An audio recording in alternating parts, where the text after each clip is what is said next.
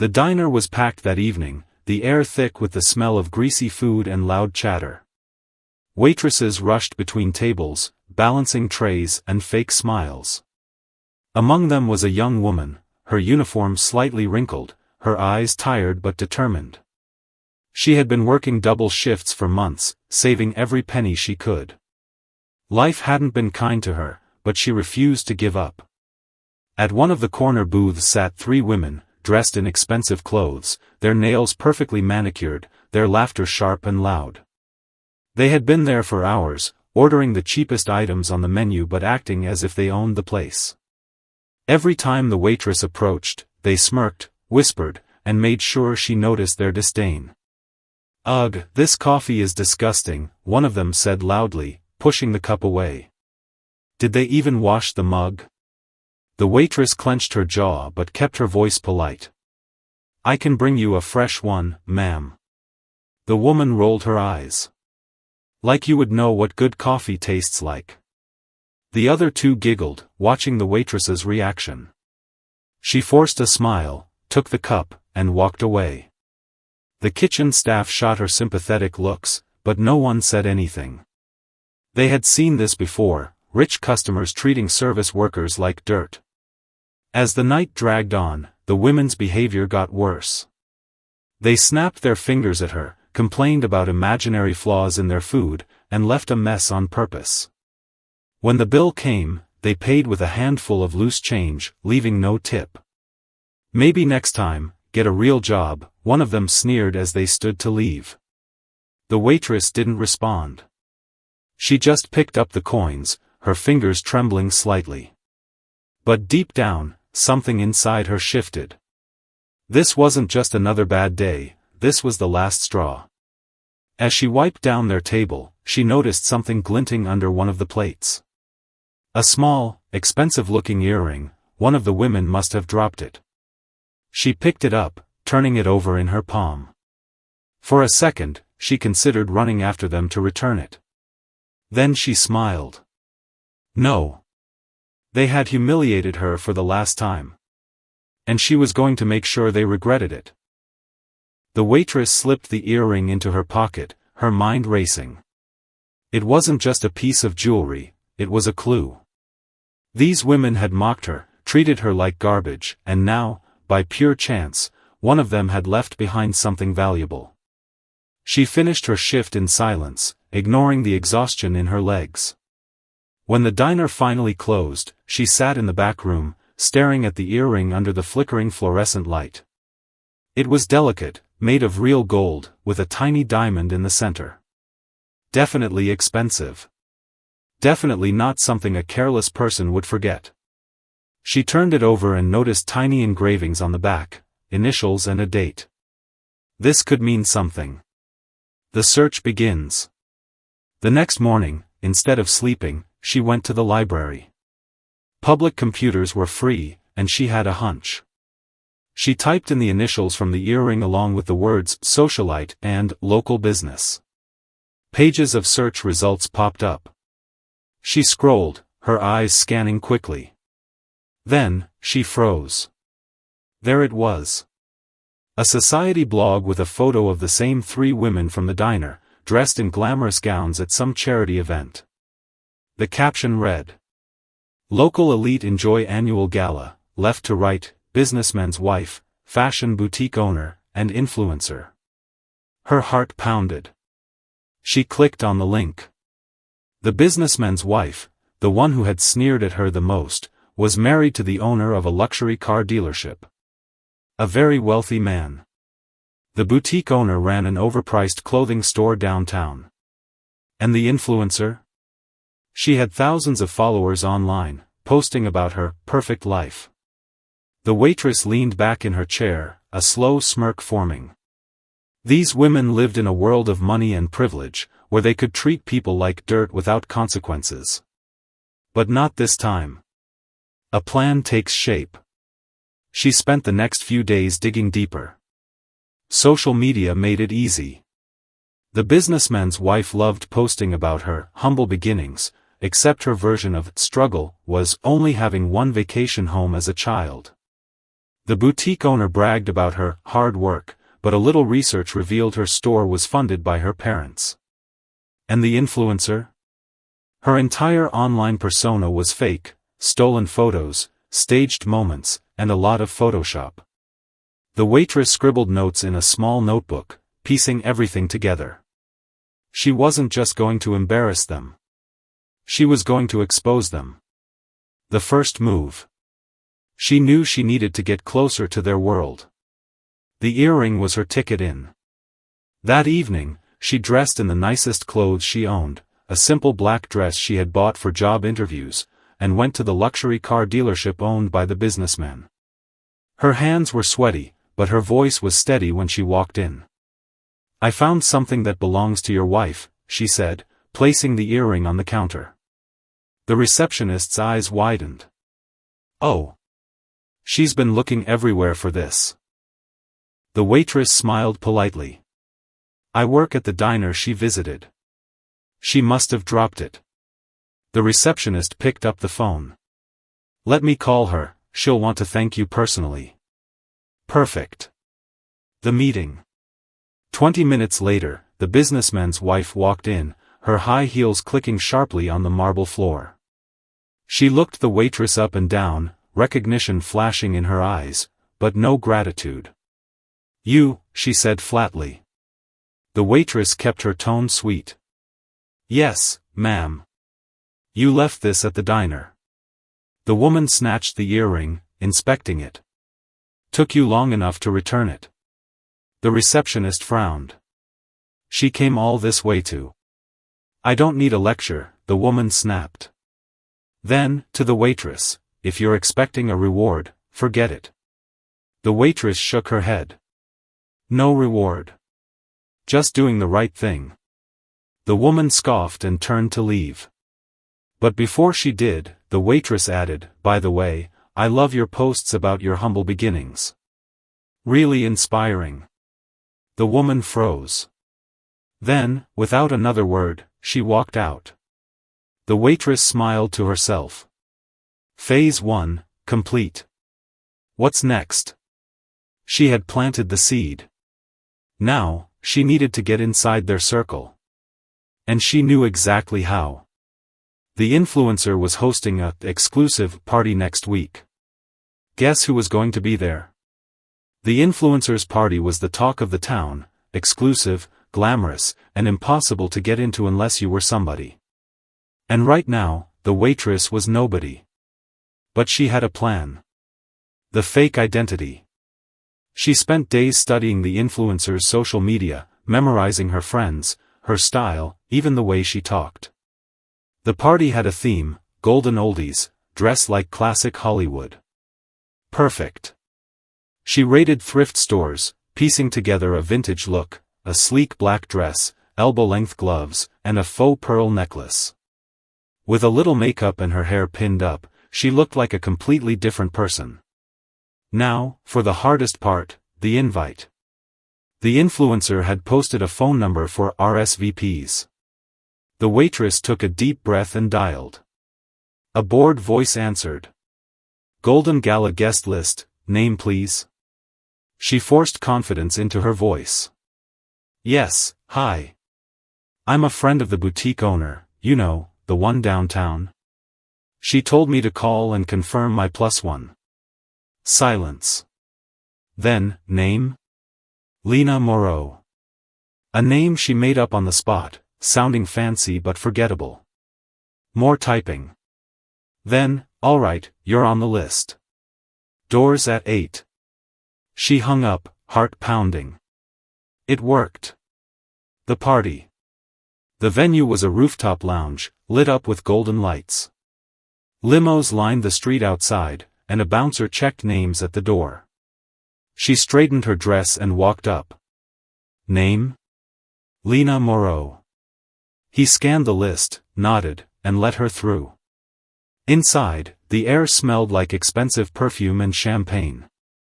People laughed too loud, posing for photos, pretending they were old Hollywood royalty. And there they were, the three women from the diner, holding court near the bar. The businessman's wife spotted her first.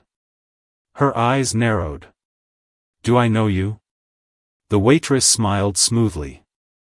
We met at the dealership. I returned your earring. Recognition flashed, then irritation. What are you doing here? Before she could answer, the influencer swooped in. Oh my God, I love your dress. Are you new in town? The waitress played along. Just visiting. A friend told me about your party, I couldn't miss it. The influencer preened. Well, you've got great taste. Come, let's get you a drink. The businessman's wife looked like she wanted to protest, but the influencer was already dragging her away. Phase 2, complete. The secrets unfold. As the night went on, she listened. The boutique owner complained about her ungrateful employees. The influencer bragged about her brand deals, most of them are fake, but who cares? And the businessman's wife? She kept glancing at her phone, looking nervous. Then, a text popped up on the counter where her phone lay. We need to talk. She knows. The waitress's pulse jumped. Interesting. She pretended to stumble, knocking the phone to the floor. Oh no, I'm so sorry. As she handed it back, she accidentally swiped the screen, opening the full message thread. She knows about the money. If this gets out. The woman snatched the phone, face pale. The waitress apologized again, but inside, she was grinning. Blackmail. Perfect. The trap is set. By the end of the night, she had a recording of the influencer admitting her sponsorships were scams. The boutique owner's racist comments about her staff. And now, a cheating husband's secret. As she left, the businessman's wife grabbed her arm. Stay away from me. The waitress tilted her head. Why? Afraid I'll tell your husband you've been snooping in his emails? The woman's grip tightened. You don't know anything. I know enough. She pulled free. Sleep well. What's next? She had the ammunition. Now, it was time to strike. The waitress sat in her tiny apartment, the glow of her laptop screen casting shadows on the walls. Spread out before her were notes, voice recordings, and screenshots, everything she needed to destroy the 3 women who thought they could treat her like dirt. But revenge wasn't just about exposing them. It was about making sure they felt every bit of the humiliation they had inflicted on her. The plan takes shape. She opened her social media account, one she had created under the fake name Lena Moreau. The influencer had followed her after the party, along with dozens of other local elites. Perfect. She uploaded a carefully edited video, clips of the influencer laughing about her fake sponsorships, the boutique owner's offensive remarks, and a blurred screenshot of the businessman's wife's incriminating text messages. The caption read, "The truth behind the perfect lives of our city's elite. Share if you believe in karma. #GoldenFakes." She scheduled the post to go live the next morning, right when the influencer would be hosting a women's empowerment brunch downtown. Then, she made a second move. She printed out copies of the boutique owner's racist comments and quietly slipped them into the mailboxes of every employee at the boutique. Let them see who they're really working for. Finally, she sent an anonymous email to the businessman's wife's husband, with proof of his affair. Let them destroy each other. She leaned back, exhaling slowly. Tomorrow, everything would change. The storm hits. The next morning, chaos erupted.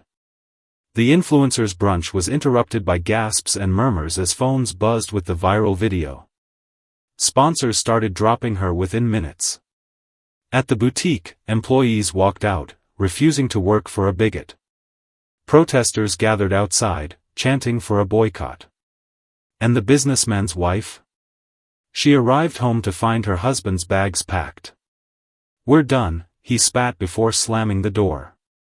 By noon, all 3 women were scrambling, calling lawyers, deleting social media, and screaming at each other over the phone. "This is your fault," the boutique owner shrieked at the influencer. "You invited that nobody to the party." The waitress watched it all unfold from a cafe across the street, sipping her coffee with a small, satisfied smile. The unexpected twist. Just as she was about to leave, her phone buzzed. An unknown number. "Meet me. Alone. Or I take this to the police." Attached was a photo, her, in her waitress uniform, taken from the diner's security camera. Her blood ran cold.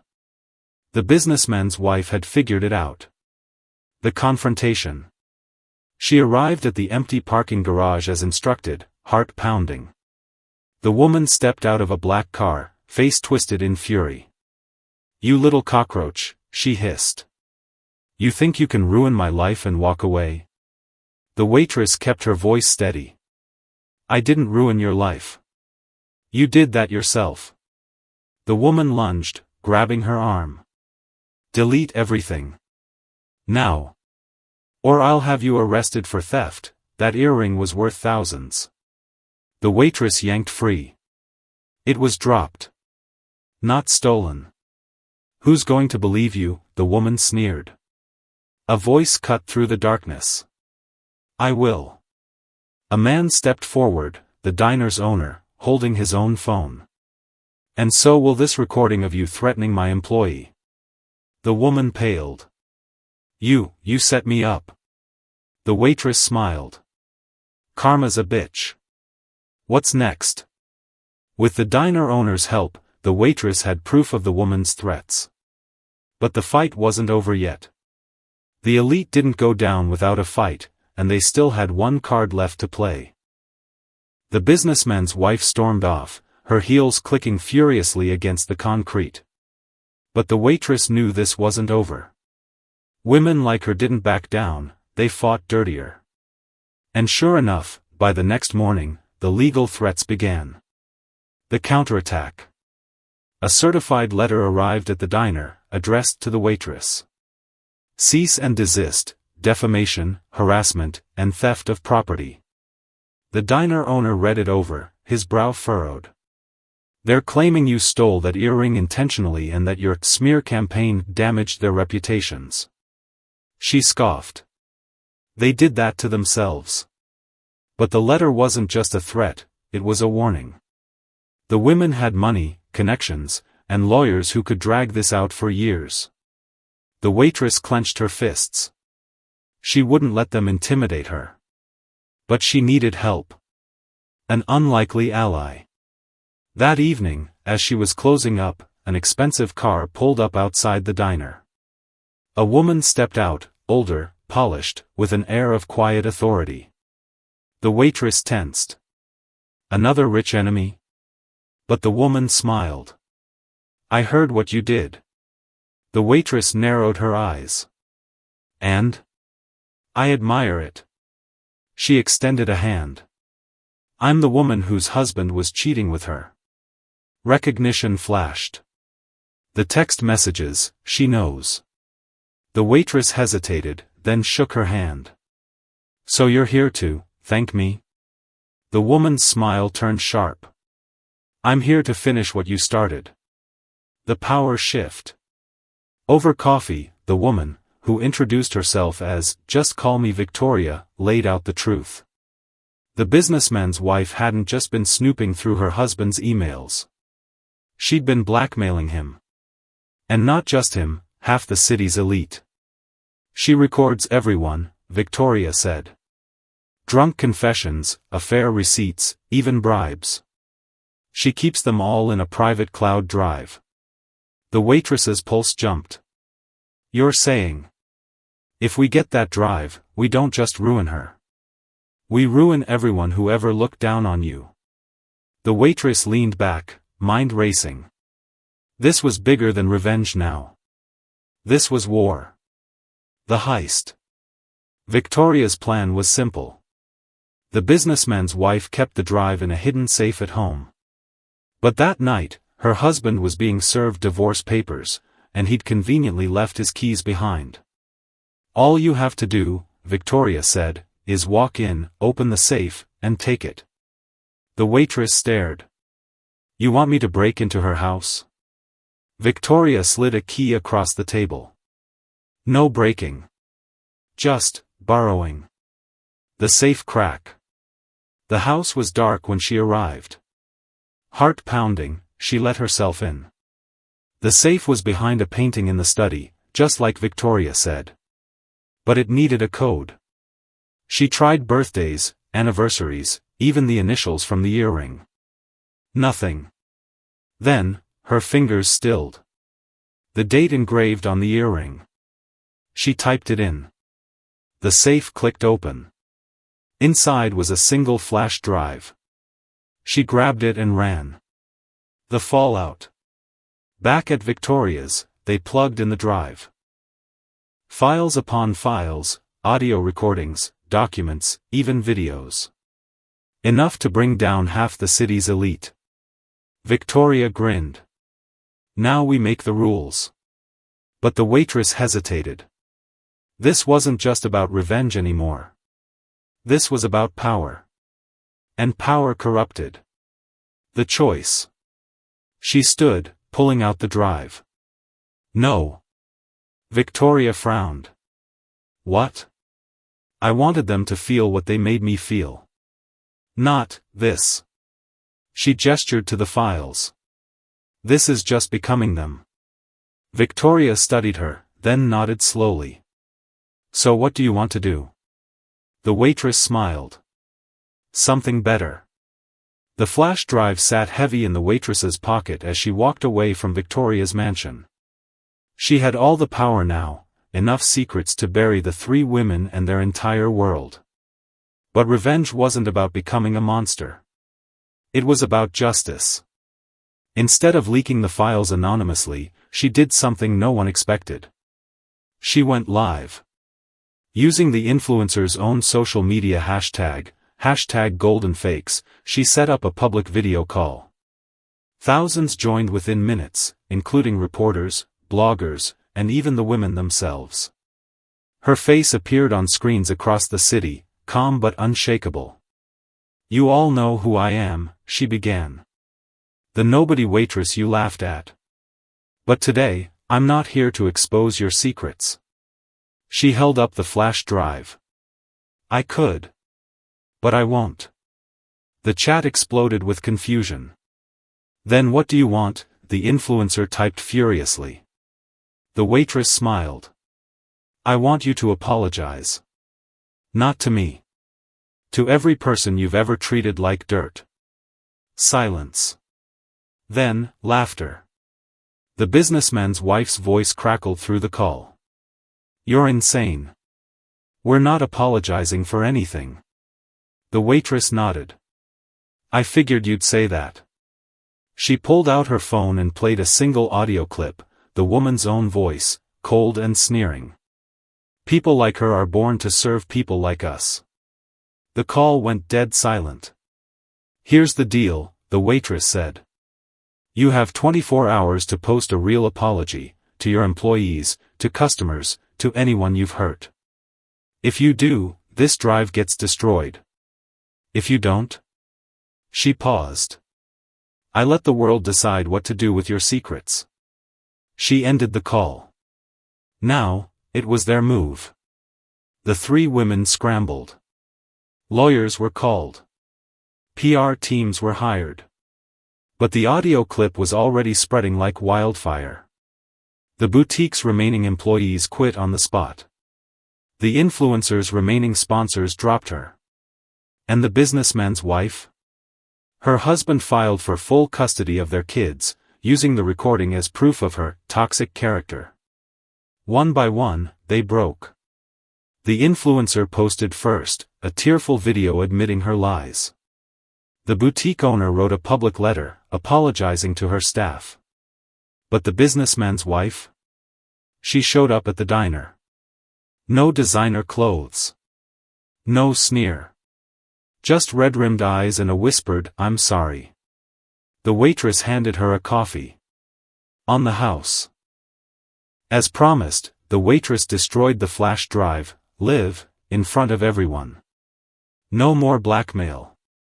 No more games. Just the one thing the elite never expected. Mercy. The waitress expected silence after the storm. Instead, her phone blew up with notifications. News outlets wanted interviews. Strangers sent messages thanking her. A local business owner even offered her a job. "We need someone with your courage." But the most surprising message came from an unknown number. "Meet me. You'll want to hear this." Attached was a photo of a faded newspaper clipping, a headline about a missing heiress from 20 years ago. The face in the photo looked just like her. The stranger's revelation. She met the sender, an old reporter, in a dusty archive room. "You don't remember any of this, do you?" he asked, spreading out photos. A luxury estate. A child's birthday party. A couple smiling with their little girl, her face. "The Whitmore family," he said. "Their daughter vanished after a custody battle turned ugly. Presumed dead, until now." Her hands trembled. "You're saying I'm their heir? And the fortune you're owed? It's been waiting. The elite's worst nightmare." The reporter explained, the businessman's wife's family had stolen from the Whitmore estate for years. "That's why she recognized you at the diner," he said. "She's been hiding the truth, because if you came forward, she'd lose everything." The waitress stared at her childhood photos, a life she'd forgotten flashing back, the mansion, the nanny, the night she was taken. Now, the people who'd mocked her weren't just cruel. They were thieves. The final confrontation. She walked into the businessman's office unannounced, dropping the photo on his desk. "Tell me the truth. Or I take this to the press." His face drained of color. 20 minutes later, she had a signed confession, and a wire transfer for every penny his family had stolen. As she left, he hissed, "You'll regret this." She didn't even turn around. "Try me." The twist no one saw coming. Back at the diner, the staff cheered when she announced she was buying the place, and giving them all raises. But as she unlocked her new apartment, no more moldy ceilings, a final message arrived. "Welcome home, Ms. Whitmore. There's more to discuss." The signature? The governor.